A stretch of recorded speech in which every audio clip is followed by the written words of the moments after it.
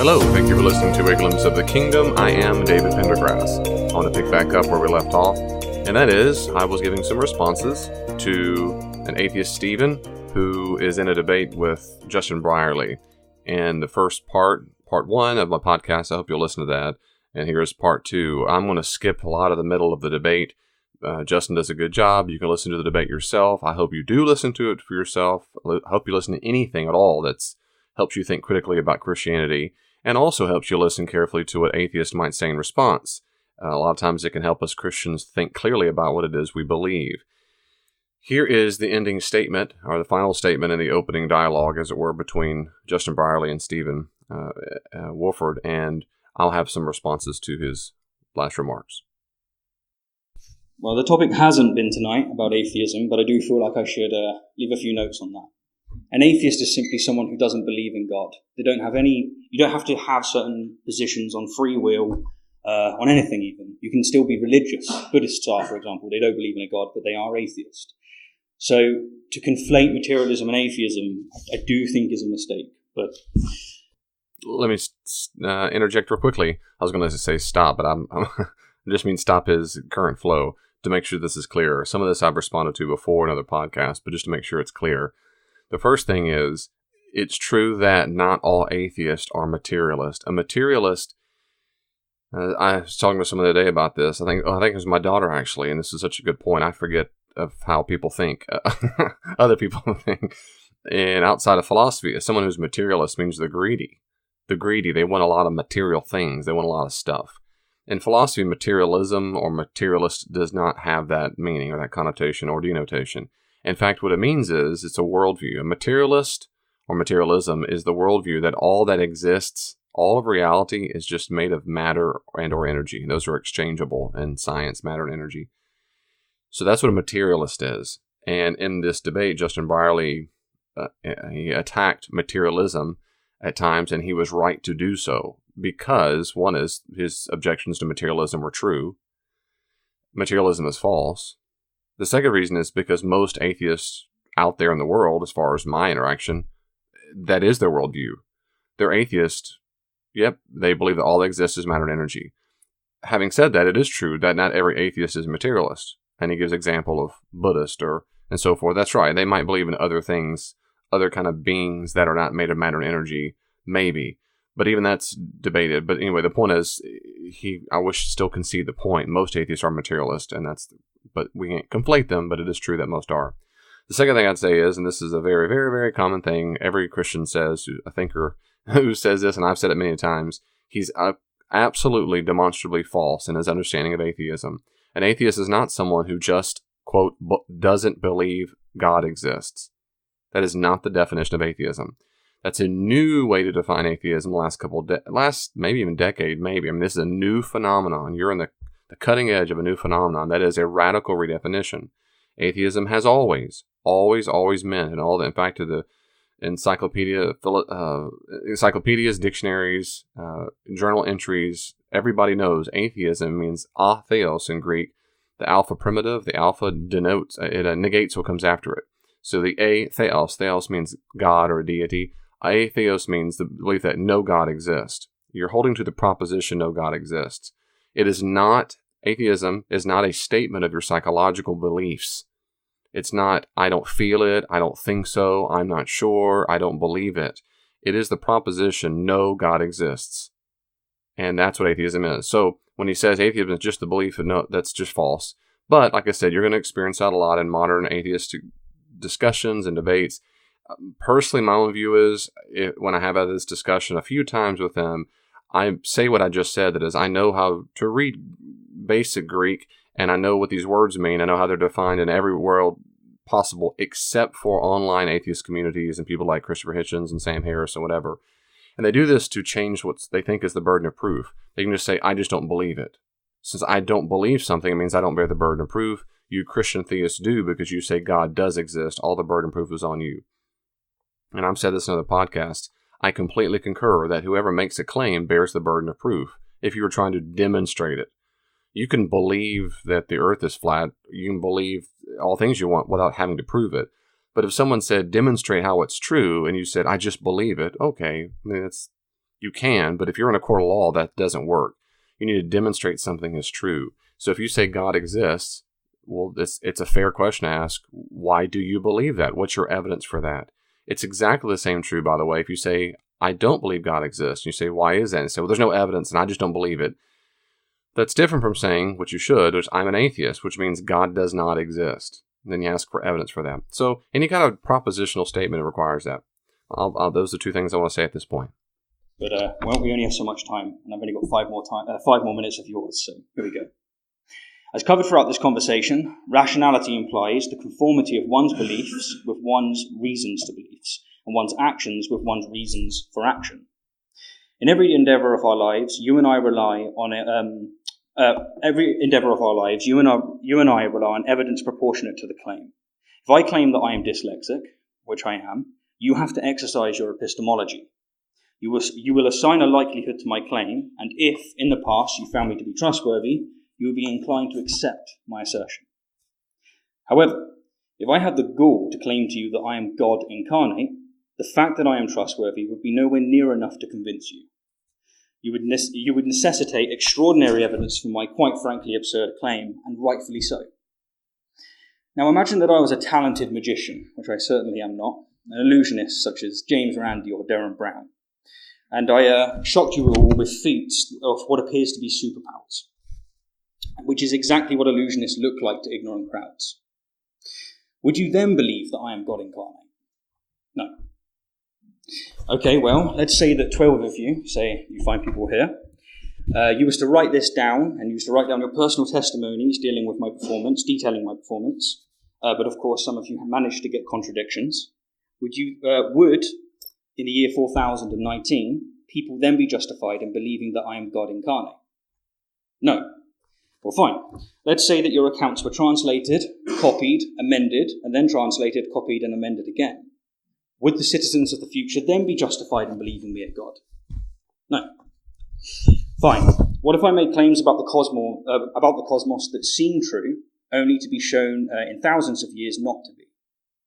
If the citizens of the 5th millennia then began interpreting my words as allegory and metaphor rather than literal, would you then be justified in believing me to be God incarnate? No.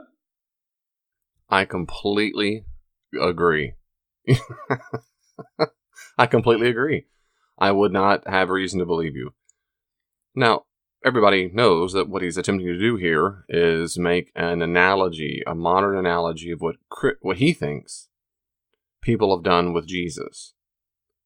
But this is more evidence, as I said in part 1, that I'm not sure, if I give him the benefit of the doubt and assume he's not lying, or he's not being facetious, or he's not delusional, that he really means this, it means that it demonstrates he doesn't know what Christianity is. He doesn't understand. Christians can be a Christian for all kinds of reasons. I mean, if you're listening to this, I don't know why you came to faith. And if you're a Christian, if you call yourself a Christian, I don't know what your reasons were. And I've met all kinds of Christians. They're Christians. They grow up and eventually come to the faith because they grew up in households that way, or their parents said so, or they had a real genuine religious experience, or maybe they were an alcoholic and had this phenomenal, I mean, on and on, and I don't know. All I know is the rise of the early church did not commence because they thought Jesus was trustworthy. And because he said certain things about himself, therefore they believed him. That's precisely what did not happen. What happened was, when he said the stuff he said, Jews tried to kill him.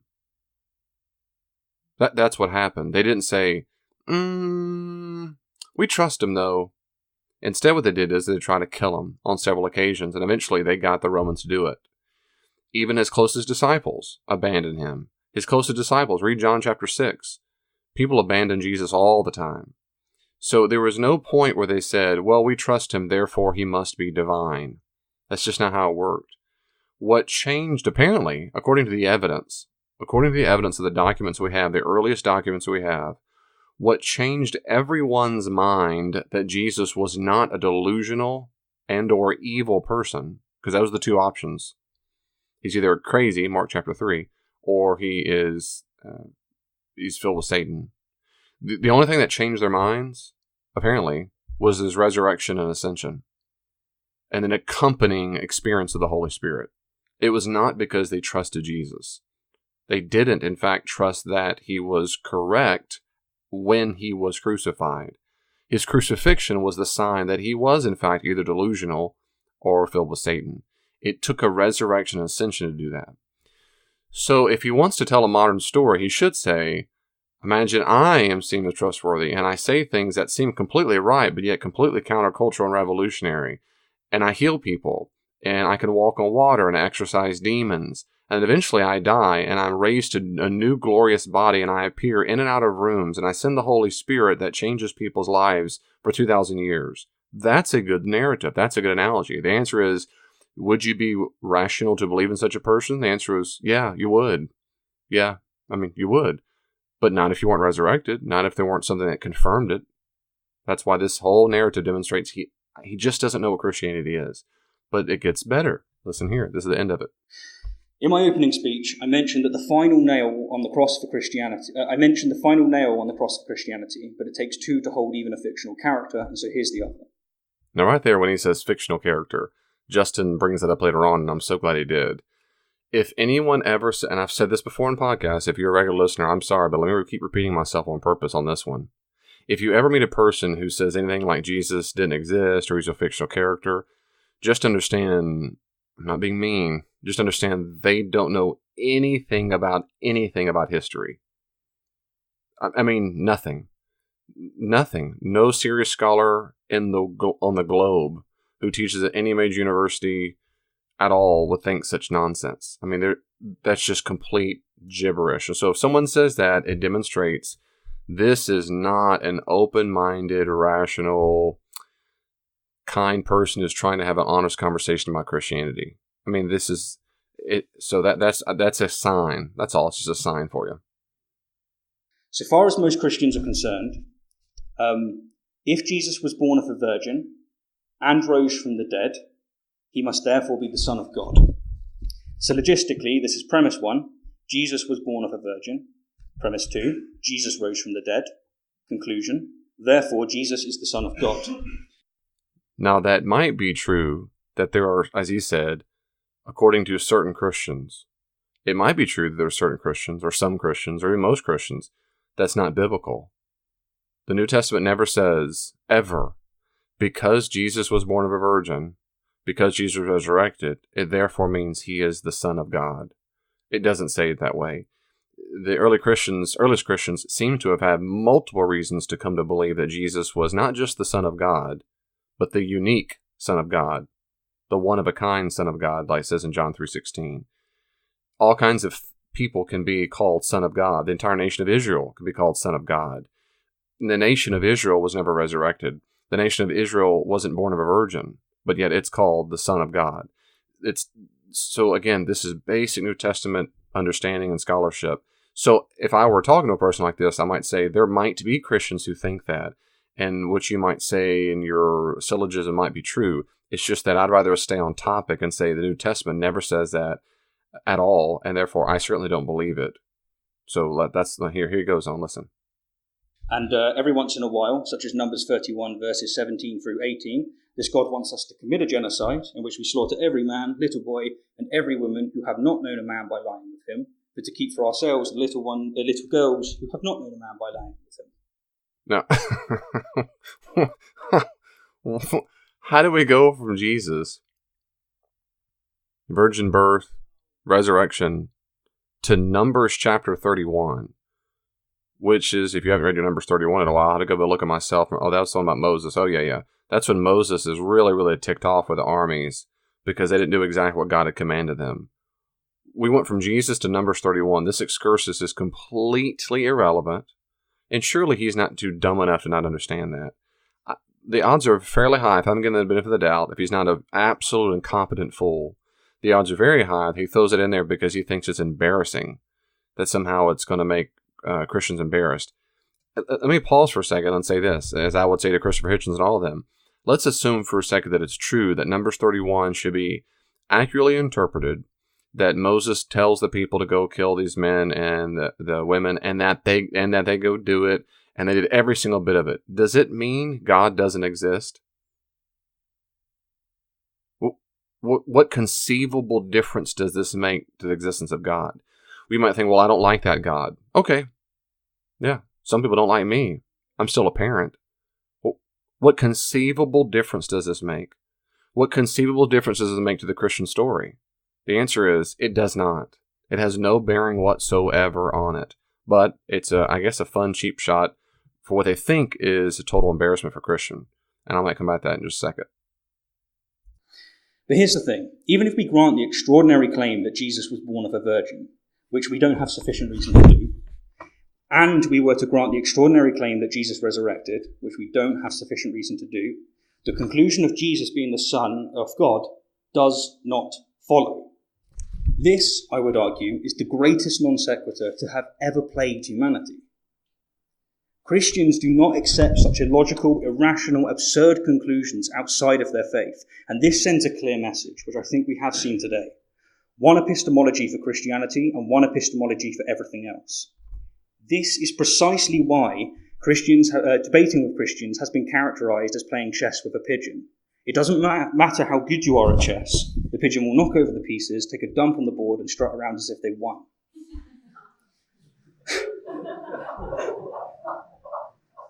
So, sorry, Justin. To be clear, thank you, where you're forced to. To be clear, according to some definitions of rationality, Christianity is rational. But the same definition makes almost all other religions rational. To wield such a definition is to win the battle, but at the cost of the war. It's akin to saying, if Christianity is true, then Christianity is rational. This can be done with any faith. If Hinduism is true, then it's rational to be a Hindu. Except, this isn't actually how rationality works. Rationality means one's beliefs corresponding with one's reasons to believe. And unless we are privy to adequate reason, our beliefs are not justified, even if the belief is true. In conclusion, Christians are not necessarily irrational, plenty of which are incredibly intelligent. I'm not so naive to think this. But Christianity most certainly is not. It is completely irrational. Okay, well, there's not much more to say about that. When he talks about the syllogism not following, if you're born of a virgin, you resurrect from the dead, therefore you're the Son of God, is the worst non sequitur that has ever plagued humanity. I sure hope that's just a hyperbole. But in any case, I concur with him that in Judaism, they would not have thought virgin birth or resurrection equals Son of God. I concur. I think for them it took a lot more than that. It took several things, such as Jesus doing things that only God the Father would do, and the belief that God the Father called him his son, when he quotes from Psalm 2:7 as baptism. So when he quotes from Psalm 2 and he says, "This is my son," and of course in Mark chapter 9 when he does it again, when he says, "This is my son, listen to him," the belief that Jesus actually was told that by the Father, his resurrection, his ascension, probably took the inspiration of the Holy Spirit. There are probably multiple reasons that the earliest Jewish Christians came to the belief that Jesus was the unique Son of God. So that last part, I'm sorry, it just seems completely irrelevant. The last thing about rational was relevant because the title was "Is believe in God rational?" It's true that if someone says something is true, therefore it's rational, I agree that doesn't follow. It doesn't follow. If something to be called rational means you've come to a conclusion based on certain evidences, certain reasons, and that the reasons themselves are rational. I have a few things to say about that. One is, okay, that's fine. I'm fine. I don't want to debate how to define things rational. What's interesting to me and sad and frustrating too at the same time is this, and I hear this all the time in these discussions, and that is the need for everything to be rational. Now look, I'm a thinker type in Myers-Briggs. I love things to be rational. I love for things to make sense. It's just overwhelmingly arrogant, condescending, and just stupid to think that everyone must come to their beliefs through logical syllogisms and court-approved evidences. It's just stupid. It's just stupid. It's not real world. It's not normal life. It's not natural life. It doesn't represent most human beings' existence because people aren't Spock. Even Spock was half human. They're not Vulcan. They're not Vulcan. And there are, thinker-type nerds like myself and much worse nerds than me who think that's their ideal. Their ideal is never to make an emotional judgment, never to make it a subjective judgment, never to have a preference, just everything be just absolutely logical, and no matter what I do.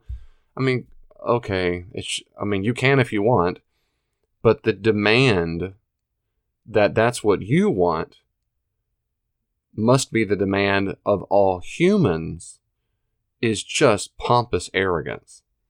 Who do you think you are? That's just mere arrogance. Now, he's an evolved chimp. Who cares if he's arrogant? Well, I'm a Christian, and arrogance is a sin. Arrogance is a bad thing. But in his worldview, I'm sure it's not. Evolved chimps can do what they want, and they don't have any control what they think or believe or feel anyway, because arrogance is forced upon them by their evolutionary drive as an evolved chimp that he is. So it doesn't matter in his worldview, but it matters in mine.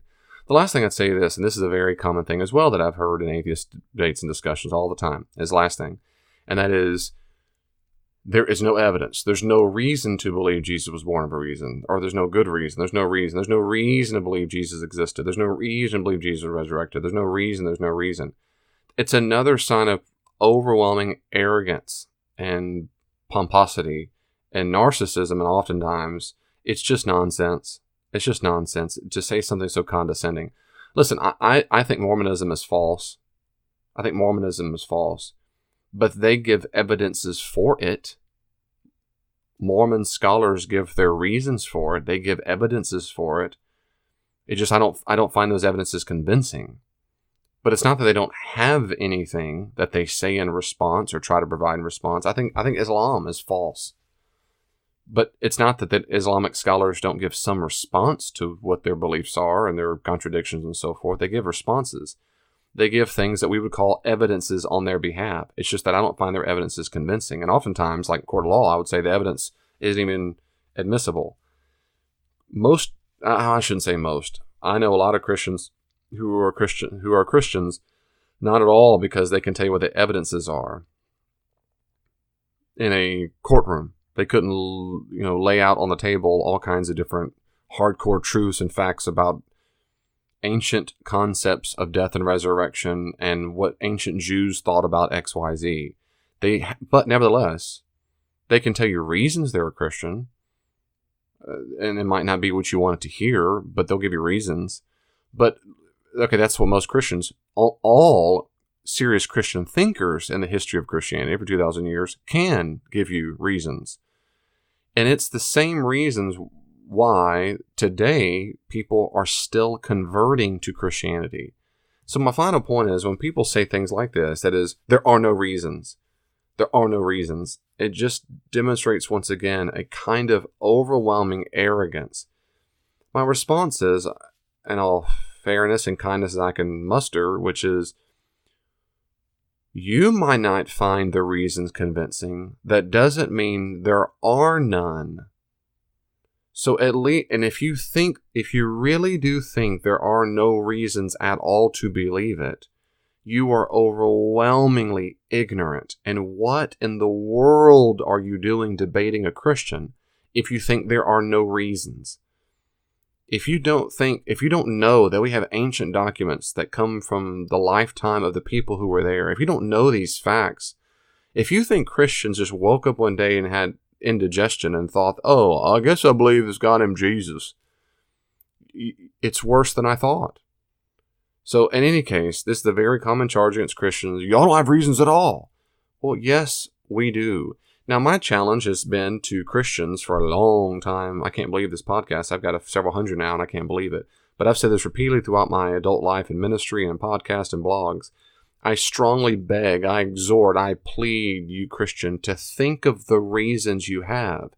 I concur that Christians are a better witness for Jesus if we have reasons to give skeptics. I don't think you have to be a world's leading scholar. I don't have to read Alvin Plantinga, the philosopher at Notre Dame, has to be your best friend. All I'm saying is, I think it serves the cause of Christ more if you don't say this when someone says, why are you a Christian? Or I just am, or my parents were Christian, or it works for me. Those are dumb things to say about why you're a Christian. I hope to the good Lord Jesus at some point you say something along the lines of, because Christianity is true, and I know it's true, and here are my reasons for it.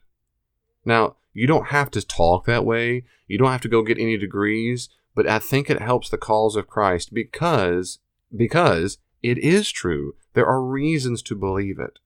If someone said, David, are you married? Yes. Why? How do you know you're married? I just do. I just am. No, I have reasons to know that I'm married. This is just a commonsensical thing to think about it. So anyway, I hope and pray that helps for you. Hope and pray that as you talk about your faith with non-believers, that these kind of podcasts might help you. I will say it for the umpteenth time in America. That means an indefinite. I've said it over and over and over.